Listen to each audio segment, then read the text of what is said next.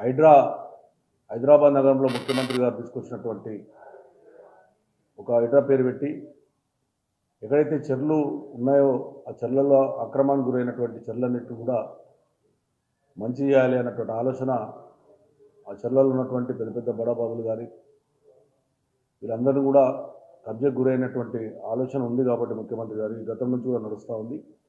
దానికి ముఖ్యమంత్రి గారికి హైడ్రా వలన ప్రజలకు మంచి జరగాలని ముఖ్యమంత్రి చేసినటువంటి హైడ్రా ఏదైతే ఉందో దానికి నేను పూర్తిగా అభినందిస్తూ ఉన్నాను.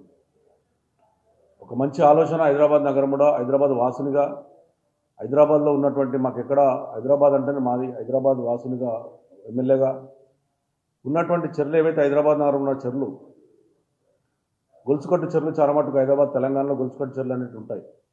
చెరుటు చెరువు నాలా ఉంటాయి. నేను ముఖ్యమంత్రి గారికి మీ ద్వారా విజ్ఞప్తి చేసేది ఏంటంటే హైడ్రా ఉన్నట్టు కమిషనర్ గారు కూడా చెరుటు నాలా ఉన్నాయి. ఆ చెరువు నాలాలు ఉన్నటువంటి గొలుసుకట్ల చెరువులని నాలలలో కూడా 200 ఫీట్ల నాలలు 150 ఫీట్ల నాలలు 100 ఫీట్ల నాలలు ఇవన్నీ నాలాలు ఉన్నాయి. దానికి కూడా ఆక్రమణకు గురయ్యాయి.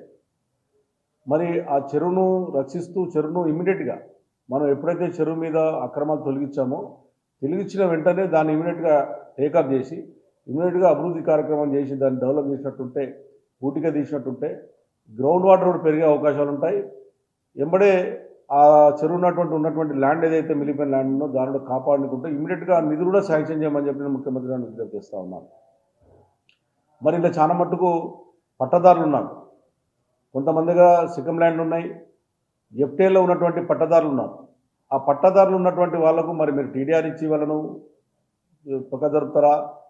మరి వాళ్ళకు కూడా ఏదైనా ఒకటి ఒక ఆలోచనతో చెప్పాల్సిన అవసరం ఉంది. కమిషనర్ గారు కానీ ముఖ్యమంత్రి గారు కానీ లోబడిన పట్టదారుల పరిస్థితి ఏంటి అంటే పట్టదారులు ఉన్నటువంటి వాళ్ళు గతంలో హైదరాబాద్ నగరం పెద్దగా అయింది కాబట్టి పట్టదారులు ఇప్పుడు ఎవరు కూడా వ్యవసాయం చేసుకునే ఆలోచన లేదు కాబట్టి పట్టదారులు పోయి కోర్టుకు వెళ్ళినప్పుడు వాళ్ళ కోర్టు కూడా స్టే ఇచ్చినటువంటి సందర్భాలు కూడా చూసాం కాబట్టి వాళ్ళకు టీడీఆర్ ఇవ్వమని చెప్పి నేను విజ్ఞప్తి చేసి టీడీఆర్ ఇచ్చి ఆ ఉన్నటువంటి ల్యాండ్ను మీరు టేకప్ చేసుకుంటే బాగుంటుందని చెప్పి నేను మీ ద్వారా నేను కోరుతా ఉన్నాను. మరి గతంలో నిరుపేదలు కట్టుకున్నటువంటి వాళ్ళు కూడా ఉన్నారు. నిరుపేదలు కట్టుకున్నటువంటి వాళ్ళు చెర్లలో వాళ్ళు పుణ్యానికి ఎవరు కట్టుకోలేదు. చాలామంది ఎవరో వచ్చి అమ్మి నిరుపేదలు కొనుక్కున్నారు. మరి అలా పరిస్థితి ఏంటి? మా దగ్గర ఒక చెరువు ఉంటుంది, దాని పేరే రాజీవ్ గాంధీ నగర్ అని పేరు ఉంది. గతంలో మీ నాయకుని పేరే పెట్టారు. మరి ఇప్పుడు చూస్తే కొంతమంది చెర్లో ఉన్నట్టుగా రికార్డులు ఉన్నాయి. మరి దాని పరిస్థితి ఏంటి? ఆ నిరుపేదల పరిస్థితి ఏంటి? అదేవిధంగా ఇలా సాఫ్ట్వేర్ ఉద్యోగస్తులు చాలా కష్టపడి వాళ్ళు ఉద్యోగంలో పైసలు లేక లోన్లలో పోయి వాళ్ళు కొనుక్కుంటారు. కొనుక్కున్నప్పుడు వాళ్ళు పేపర్ చూస్తారు. యాక్చువల్గా మున్సిపల్ పర్మిషన్ ఉందా, హెచ్ఎండిఏ పర్మిషన్ ఉందా అన్నీ చూసే మరి 40 ఏళ్ల కింద కట్టుకున్నటువంటి వాళ్ళ పరిస్థితి ఏంటి? ఇవాళ వచ్చేసి బీద ప్రజల మీద నోటీసులు ఇవ్వడం వల్ల దానికి ఏం చేశారు? మీరు ఒక గుడి కూడా ఇచ్చారు. మీరు గుడి కూడా మీరు ఇలా మన నోటీస్ ఇచ్చారు. గ్రేవ్ గార్డ్కి ఇవ్వడానికి అవకాశాలు లేవు. గ్రేవ్ గార్డ్ పెట్టుకునే అవకాశం ఉంది, కానీ గ్రేవ్ గార్డ్ కూడా మీరు నోటీసులు ఇచ్చారు. ఆశ్చర్యం ఏంటంటే ఓ టెంపుల్కి ఇచ్చారు నోటీస్. అంటే టెంపుల్లకు ఇవ్వచ్చా? ఎఫ్టీఏలు అందులో ఉన్నటువంటి 40 ఏళ్ల కింద ఉన్నటువంటి టెంపుల్ ఇది. ఆ టెంపుల్కి ఇచ్చారు. మీరు మున్సిపాలిటీ బిల్డింగ్ కట్టారంట, జిహెచ్ఎంసీ బిల్డింగ్ కట్టారంట. మరి దాని పరిస్థితి ఏంటి? గ్రేవ్ గార్డ్ ఉంటుంది. చెర్లలో చాలా మటుకు ఎక్కువ పెద్దలు ఉన్నప్పుడు చాలా మటుకు చెర్ల పక్కకే గ్రేవ్ గార్డ్ పెట్టారు, వాళ్ళు కట్టారు. దాని కూడా నోటీస్ ఇచ్చారు. మరి ఇవన్నీ తీస్తే ప్రజలలో ఏ రకంగా బాధపడుతున్న ఆలోచన చేసుకోమని చెప్పి నేను హైడ్రా కమిషనర్ గారికి అదేవిధంగా ముఖ్యమంత్రి గారు కూడా మీ ద్వారా నేను విజ్ఞప్తి చేస్తా ఉన్నాను. ఖచ్చితంగా దీన్ని మీరు చేసే పని నేను పూర్తిగా ఒక శాసనసభ్యునిగా నేను మద్దతు ప్రకటిస్తూ ఉన్నాను.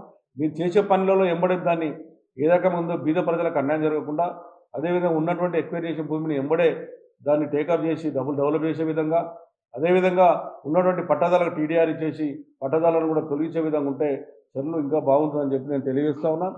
రాజకీయాలకు అతీతంగా చేయండి, రాజకీయాలకు కక్షపూర్వకంగా చేయొద్దని చెప్పి విజ్ఞప్తి చేస్తూ ఉన్నాను. ఒక్కొక్క పార్టీ చూస్తే ఇలా బీజేపీ పార్టీ చూస్తే రాష్ట్ర అధ్యక్షుడు ఒక మాట మాట్లాడుతున్నాడు, వాళ్ళ ఎంపీ ఒక మాట మాట్లాడుతూ ఉన్నాడు. ఈ రకమైనటువంటి కక్ష సాధింపులు పోకుండా మీ వ్యక్తిగత కక్షలతోని ఒక పార్టీని టార్గెట్ చేయొద్దని చెప్పి విజ్ఞప్తి చేస్తూ ఉన్నాను. మీరు చేసే పనికి ఒక శాసనసభని మద్దతు ప్రకటిస్తాను తప్ప బీద ప్రజల దగ్గర రావద్దు. అదేవిధంగా ఇలా 40,000 మంది డబుల్ బెడ్రూమ్లు ఆ ప్రభుత్వం మా ప్రభుత్వం ఉన్నప్పుడు 1,00,000 ఇళ్ళు కట్టాం. 61,000 మంది డబుల్ బెడ్రూమ్లు ఇచ్చాం. ఇంకా 40,000 డబుల్ బెడ్రూమ్లు ఉన్నాయి. డబుల్ బెడ్రూమ్లు ఏవైతే ఎక్కడెక్కడైతే ఈ చెర్లలో కొద్దిగా ఎఫెక్ట్ అయినటువంటి వాళ్ళు కానీ నాలలో ఉన్నటువంటి ఎఫెక్ట్ అయినటువంటి అందరూ కూడా ఆ డబుల్ బెడ్రూమ్లు ఇచ్చి అలా కట్టేయండి. ఇప్పటికీ ఉన్నాయి కావాలంటే 40,000 మంది ఉన్నారు కాబట్టి 12,000 మంది మూసినది మీద కానీ ఇక్కడ నాలాల మీద కొంతమంది ఆక్రమించుకున్నటువంటి వాళ్ళు ఉన్నారు. వాళ్ళందరూ కూడా తొలగించి వాళ్ళు ఎంబడే వాళ్ళు డబుల్ బెడ్రూమ్ ఇచ్చి అది ఇమీడియట్గా నాలను కూడా టేకప్ చేయమని చెప్పి నేను విజ్ఞప్తి చేస్తాను. ఎందుకంటే ప్రభుత్వం కేసీఆర్ గారు ప్రభుత్వం ఉన్నప్పుడు డబుల్ బెడ్రూమ్లు ఉన్నాయి. ఆ ఉన్నటువంటి డబుల్ బెడ్రూమ్లో ఆ రకంగా ఇచ్చినట్టుంటే ఫస్ట్ నాలలు చెర్లు చేయాలి. నాలలు చేయకుండా చెర్లు చేస్తే కూడా పెద్ద ఉపయోగపడదు. నాలలను కూడా మీరు టేకప్ చేయమని చెప్పి నేను విజ్ఞప్తి చేస్తా ఉన్నాను. చూసే కొనుక్కుంటారు. మరి మీరు వచ్చేసి అది చెర్లా ఉందని చెప్పి ఇమీడియట్గా డిమాలిషన్ చేశారు. మరి ఇప్పుడు కొనుక్కున్నటువంటి వాని పరిస్థితి ఏంటి? అమ్మినతో డబ్బులు ఇప్పిస్తారా? మరి ఇచ్చినటువంటి పర్మిషన్ ఇచ్చినటువంటి కమిషన్ కానీ హెచ్ఎండిఏ కమిషన్ కానీ అదేవిధంగా మున్సిపల్ కమిషన్ సస్పెండ్ చేస్తారా? దాని బదులు ఎవరైతే బాధితులు ఉన్నారో ఇరిగేషన్ డిపార్ట్మెంట్కి సంబంధించిన వాళ్ళు కానీ రెవెన్యూ డిపార్ట్మెంట్కి సంబంధించిన వాళ్ళు కానీ అదేవిధంగా ఎవరైతే మున్సిపల్ అధికారులు ఉన్నారో టౌన్ ప్లానింగ్ అధికారులే కానీ హెచ్ఎండి అధికారులు కానీ వాళ్ళని ఏమి యాక్షన్ తీసుకుంటారు? అంటే మీరు ఇచ్చినటువంటి పర్మిషన్ చూస్తే ఈరోజు కొంతమంది నిరుపేదలు కొనుక్కున్నారు, కొంతమంది సాఫ్ట్వేర్ ఉద్యోగులు కొనుక్కున్నారు, కొంతమంది బిజినెస్లు కొనుక్కున్నారు, కొంతమంది ఏదైనా షాప్ పెట్టుకుని కొనుక్కున్నారు. వాళ్ళ పరిస్థితి ఏంటనేటువంటిది కూడా వాళ్ళకి క్లారిటీ ఇవ్వాలి. వాళ్ళకి ఏ రకంగా రికవరీ చేసి వాళ్ళకి ఇస్తారు? వాళ్ళు లేకపోతే వాళ్ళు నష్టపోవాలన్నా మీరు నిజంగా మీరు అక్కడ ఉన్నటువంటిది చూడకుండా కొన్నారనడానికి కారణం ఏంటంటే మీరు ఇచ్చినటువంటి పర్మిషనే ఈ రోజున వాళ్ళు లోన్ తీసుకోవడం కానీ వాళ్ళకి వచ్చేటువంటి ఆలోచన ఉంటుంది. ఇప్పటికే కొన్ని బిల్డింగ్లలో లోన్ తీసేసుకొని వాళ్ళ నెలలు కూడా వాళ్ళ పేమెంట్ కట్టే అవకాశాలు ఉన్నాయి కాబట్టి వాళ్ళ పరిస్థితి ఏంటి అది కూడా ఒకసారి ఆలోచన చేయండి. ఎందుకంటే ఒక మంచి స్టెప్ వేసేటప్పుడు కొన్ని కష్టాలు వస్తాయి. ఆ కష్టాలను మనం బాగా చెప్పుకోవాలంటే ఒక్కొక్క చెరుటు ఒక్కొక్క కాన్ఫరెన్స్లో ఉన్న చెరువుల మీద ఒక విశ్లేషణ ఒక ఆఫీసర్ని ఒక నోడల్ ఆఫీసర్ని అపాయింట్ చేసి ఒక కాన్ఫరెన్స్కి ఉన్నటువంటి మనకున్న 24-30 కాన్ఫరెన్స్ ఉన్నాయి. ఆ 24-30 కాన్ఫరెన్స్లలో ఒక కాన్ఫరెన్స్ ఒక నోడల్ ఆఫీసర్ వేసి ప్రత్యేకంగా చెరువుల మీదనే దాన్ని ఏం చేస్తే బాగుంటుందని పెట్టి ఇది ఒక హైదరాబాద్ ఎమ్మెల్యేలను కూడా హైదరాబాద్కు సంబంధించిన ఎంపీలను కానీ హైదరాబాద్ ప్రజాప్రతినిధులను కూడా ఒక మీటింగ్ ఏర్పాటు చేసి ఈ రకంగా చేయబోతున్నామని చెప్తే ఇది బాగుంటుంది. ఎందుకంటే హైదరాబాద్ ప్రజలలో భయబాంధవులు కొంతమంది భయపడతా ఉన్నారు కాబట్టి దీన్ని పూర్తిగా తొలగించాలి. కొంతమంది హర్షిస్తారు, కొంతమంది బాధపడతారు. నష్టపోయినోడు బాధపడతాడు, నష్టపోయినోడు హర్షిస్తారు. నిజంగా ఇది ఒక మంచి కార్యక్రమమే. నా ఉద్దేశంలో హైదరాబాద్ నగరంలో ఉన్నటువంటి ఈ రోజున గుర్రం డెక్క విపరీతం పెరిగి హైదరాబాద్ నగరంలో దోమలు విపరీతమైనటువంటి దోమ వస్తూ ఉంది. ఆ గుర్రం డెక్క ఎందుకు వస్తుందంటే ఆ చెర్లలో పోయి డ్రైనేజ్ కలవడం వల్ల గుర్రం డెక్క ఏర్పడతా ఉంది. ఆ గుర్రం డెక్క పోవాలంటే మన డ్రైనేజ్ వ్యవస్థను చెర్ల కలవకుండా చేసేటువంటి కార్యక్రమం కూడా ఒకటి చేయవలసిన అవసరం ఉంది. ఎప్పుడైతే గుర్రం డెక్కని గిట్ట మనం దాన్ని చేయగలిగినట్టుంటే బ్రహ్మాండం చేయొచ్చు. మా కేటీ రామారావు గారు ఉన్నప్పుడు ఉన్నటువంటి చెర్లన్నిటికీ ఎస్టీపీలు పెట్టడం కార్యక్రమం చేశాం. ఇప్పటికే మా కుక్కట్పల్లి కాన్ఫరెన్స్లో ఎస్టీపీలు కనీసం ఒక 10 చెర్లు 9 చెర్లకు ఎస్టీపీలు కంప్లీట్ అయినాయి. ఇంకొక 10% ఉన్నాయి.